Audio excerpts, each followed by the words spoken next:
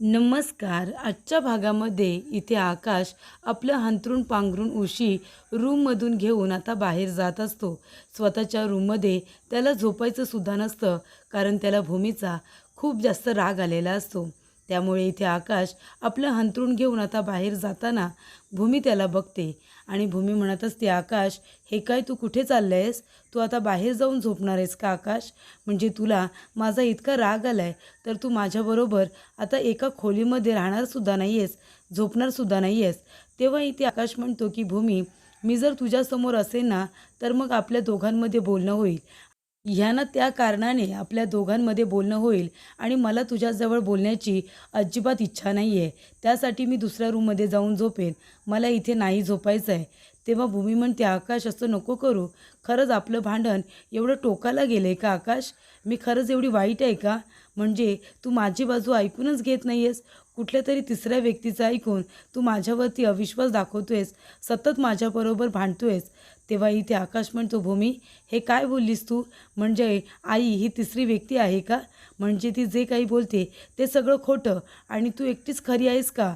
तेव्हा भूमी म्हणते, हो आकाश, तसंच आहे. तू माझं काही ऐकून न घेता तू डिरेक्टली आत्यांच्या बोलण्यावरती विश्वास ठेवतोस.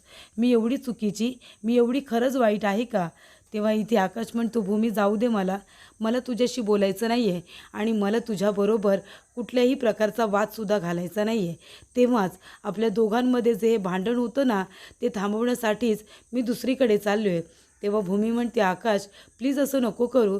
हे बघ, तू माझ्याजवळ बोलत नाही आणि या रूममध्ये सुद्धा तू आता थांबत नाही आहेस. मला किती वाईट वाटत असेल.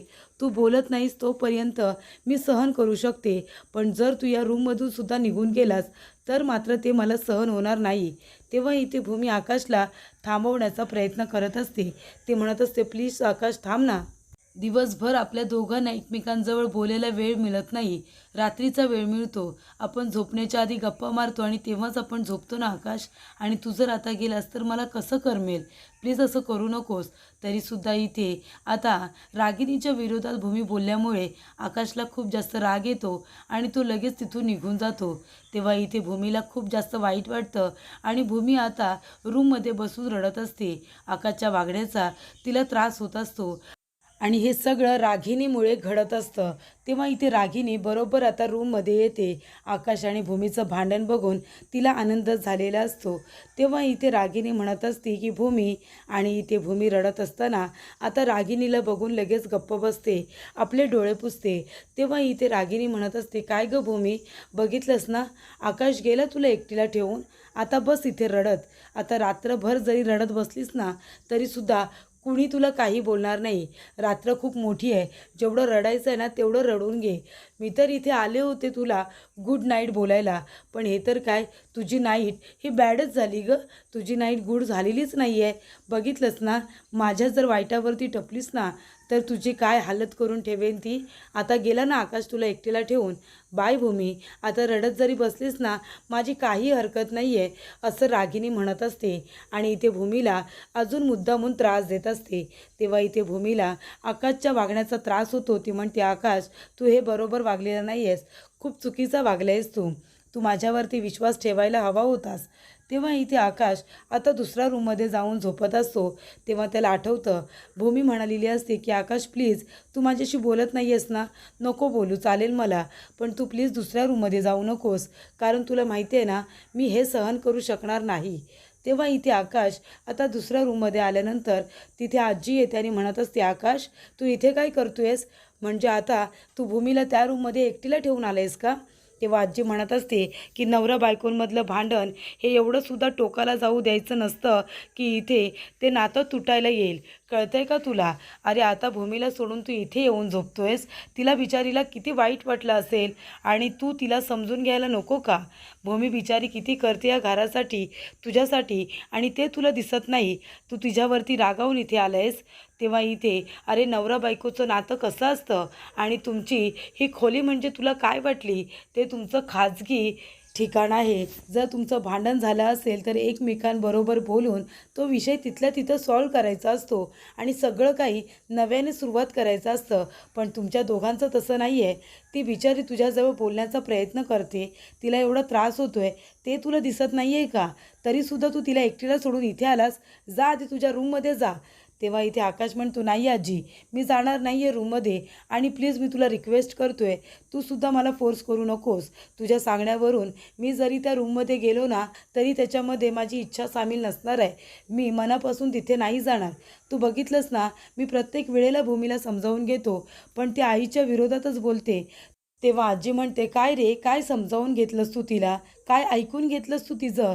तिला वाटेल तसं बोलत असतोस आणि कुणाला? आपल्या भूमीला. अरे खरंच आपली भूमी एवढी वाईट आहे का? ती कधी कुणाला उलट उत्तर तरी देते का? मग आत्ताच ती अशी का वागते? तिला तू समजून घ्यायला नको का?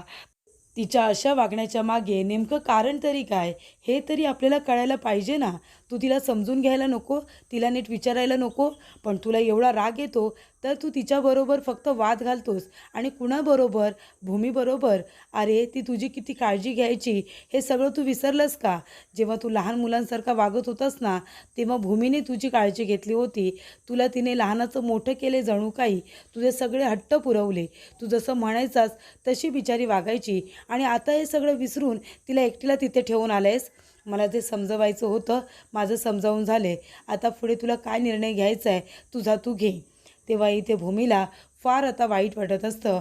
इथे जेव्हा जेव्हा आकाश भूमीबरोबर वाद घालत असतो ते सगळे क्षण तिला आठवत असतात आणि जेव्हा आकाश भूमीची काळजी घेत असतो हे दिवससुद्धा तिला आठवत असतात.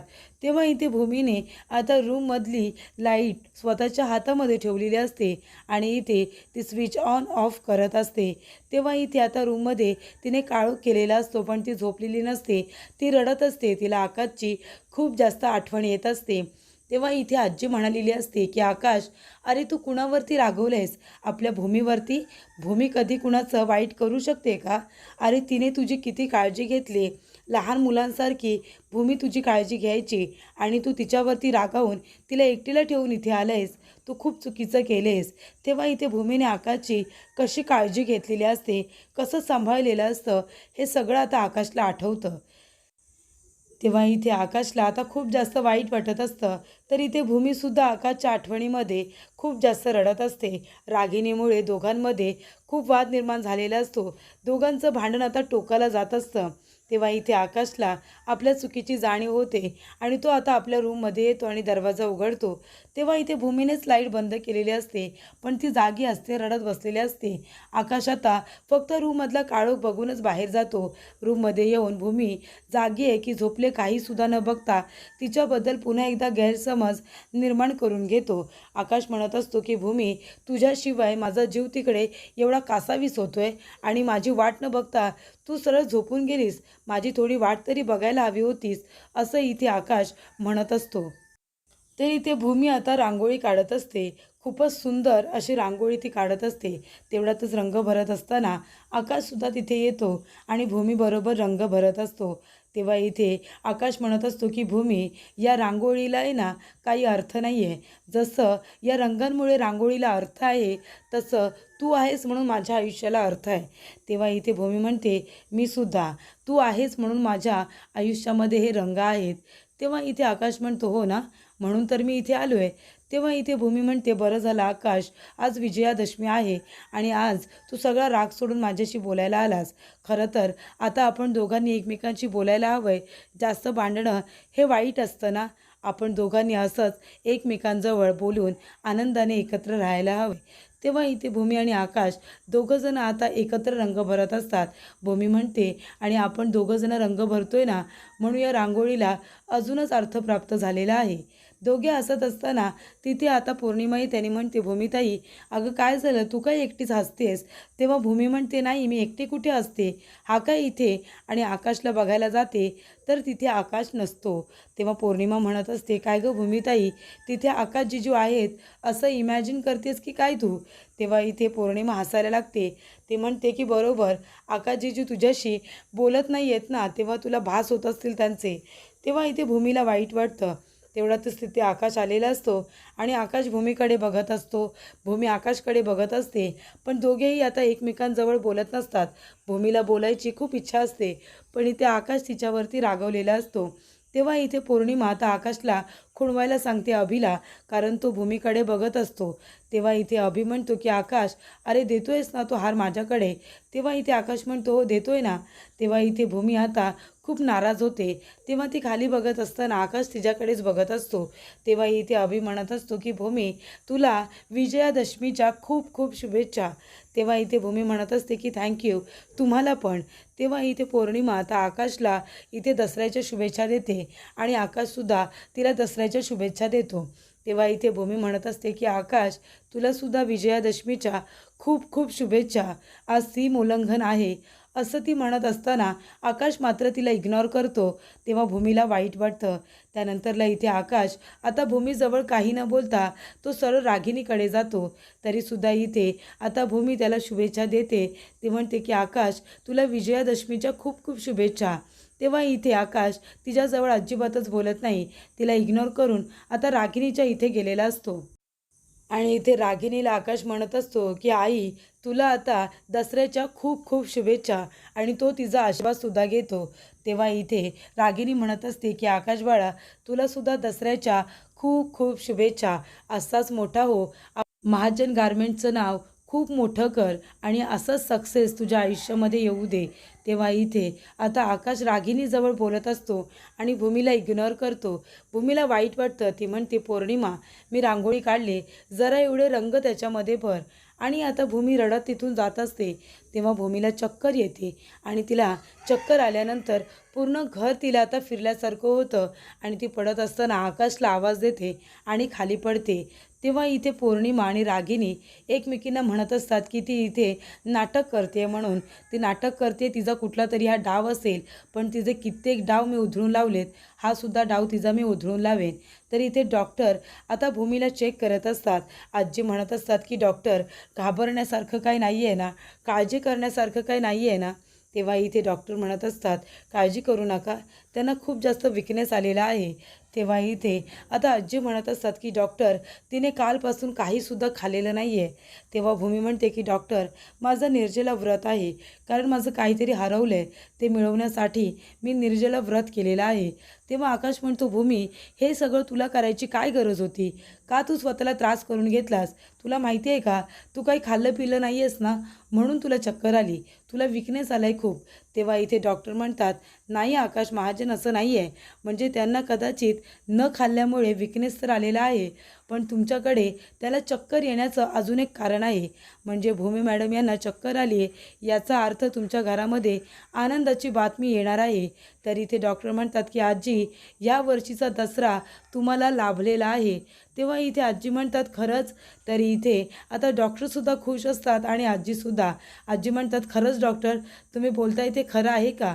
तेव्हा इथे आकाशला काहीसुद्धा कळत नाही की नेमका दसरा लाभलाय म्हणजे काय. तेव्हा इथे आकाश म्हणतो डॉक्टर सांगा ना काय झालं आहे.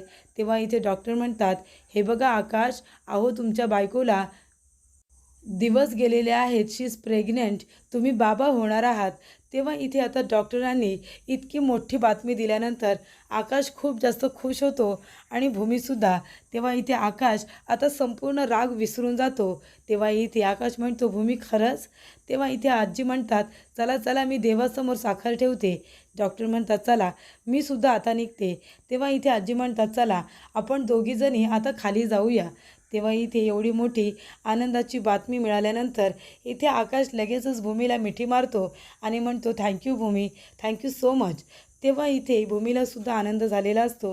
भूमी म्हणते बरं झालं आकाश, मी तुला सांगितलं होतं ना, विजयादशमीच्या दिवशी असं काहीतरी होईल की आपल्या दोघांमधला हा अबोला दूर होईल आणि आपण दोघंजणं कायमचं एकत्र येऊ. आता आपल्याला दोघांना कायमचं एकत्र जोडून ठेवणारा दुवा आता येणार आहे. तेव्हा इथे आकाशभूमी यांना एकत्र बघून रागिणीला राग येतो. रागिणी म्हणत असते की या आकाशला मारण्यासाठी मी एवढे डाव रचते, ते माझे डाव पूर्ण होत नाही आहेत, तर आता या आकाशचा वारसदार इथे येऊन ठेपलेला आहे, असं भूमी आणि आकाशकडे रागाने बघत आता रागिनी आपल्या मनामध्ये म्हणत असते. तेव्हा इथे आजी आता देवाजवळ हात जोडून प्रार्थना करत असतात आणि खूप जास्त खुश असतात. देवाचे आभार मानत असतात. म्हणतच की बरं झालं देवी आई, घरामध्ये आनंदाची बातमी आली. आकाश आणि भूमीमध्ये खूप जास्त दुरावा आला होता. त्या दोघांमध्ये भांडण झालं होतं, अबोला निर्माण झाला होता. पण ह्यावेळीचा दसरा खरंच आम्हाला फळला आणि एवढी मोठी आनंदाची बातमी मिळाली. हे गे रागिनी, अगदी बघितलंस ना, आनंदाची बातमी घरामध्ये आलेली आहे. आपली भूमी आता आई होणार आहे आणि महाजनांचा वारसदार लवकरात लवकर येणार आहे. हा दसरा आपल्यासाठी खरंच खूपच जास्त आनंदाचा आहे. तेव्हा इथे अभि म्हणत असतो, हो ना आजी, मी पण आता पौर्णिमाला तेच म्हणत होतो, ही नवरात्र आपल्या कायमची लक्षात राहिली म्हणून. हो की नाही पौर्णिमा? तेव्हा इथे अभि, पौर्णिमा आणि रागिनी या तिघांचेही चेहरे पडलेले असतात. तेव्हा इथे आजी म्हणत असतात, अगं रागिनी, हे घे साखर घे, तोंड गोड कर. तेव्हा रागिनी म्हणते, आई अगं कसलं तोंड गोड करायला सांगतेस, माझं तोंड तर संपूर्ण कडू झाले, कडू. तेव्हा इथे आता रागिनी असं म्हणाल्यानंतर आजीला खूप जास्त वाईट वाटतं. आजी म्हणत असते, काय काय म्हणालीस तू रागिनी? तेव्हा इथे रागिनीसुद्धा तिच्या तोंडाकडे बघायला लागते. तर पुढील भागामध्ये आपण बघूया. इथे आता रागिनी अभि आणि पौर्णिमा यांना म्हणत असते की तो आकाश आहे ना, त्याला आता कसं बसं त्याच्याबरोबर गोड बोलून त्याचा काटा आपण काढलाही असता, पण आता त्याचा वारसदारसुद्धा येणार आहे. आता तो आकाश जरी गेला तरी ही सगळी संपत्ती त्याच्या वारसदाराच्या नावावरती होईल ना. मग तेव्हा काय करायचं आपण? ही भूमी म्हणजे माझ्या घशात अडकलेला काटा आहे, काटा. जर गिळतासुद्धा येत नाही आहे आणि थुकतासुद्धा येत नाही आहे. काहीतरी करायलाच पाहिजे. भूमी जात असताना रागिनी तिच्या मागून जाते, तिला धक्का देण्याचा प्रयत्न करत असते. तेवढ्यातच भूमी मागे वळून बघते आणि रागिनीला म्हणत असते की हे बघा आत्या, मला माहितीच होतं तुमच्या डोक्यात काहीतरी शिजत असेल, पण एक गोष्ट मी तुम्हाला सांगते, आत्तापर्यंत तुम्ही या घरातल्या सुनेशी लढत होता, पण आता तुम्ही एका आईशी लढता, ही गोष्ट लक्षात ठेवा. जर माझ्या मातृत्वाला तुम्ही इथे ठेच पोचवण्याचा प्रयत्न जरी केला ना, तरीसुद्धा माझ्यापेक्षा वाईट कुणीच नसेल. तुम्हाला महागात पडेल हे सगळं. असं भूमी आता रागातच रागिनीला म्हणत असते आणि तिला सडेतोड उत्तरसुद्धा देते. जर तिला कुठल्याही प्रकारचा त्रास झाला तरीसुद्धा इथे भूमी रागिनीला सोडणार नाही.